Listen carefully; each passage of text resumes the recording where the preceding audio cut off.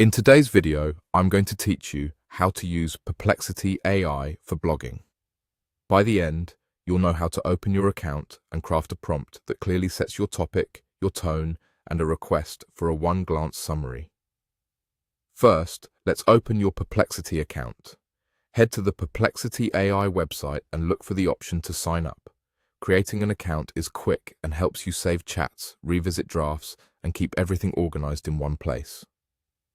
Choose the sign-up method you prefer and follow the on-screen steps.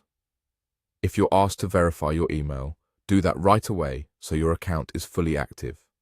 Once you're in, you'll land on a clean search and chat interface where you can start a new conversation for your blog post. Keeping each blog project in its own conversation will make it easier to track changes and reuse good prompts later. Next, enter a prompt for your blog that spells out three things: your topic, the tone you want, and a request for a summary. Clarity is everything here. In 1 or 2 sentences, name your topic and the angle you want to cover. Add a brief description of your audience and the purpose of the post so Perplexity understands your context. Then, specify the tone with 2-4 adjectives. Think friendly, expert, practical, inspiring, or data-driven.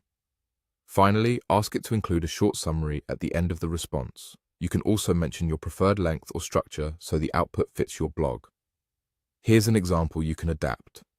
Write a blog post about beginner-friendly container gardening for small apartments.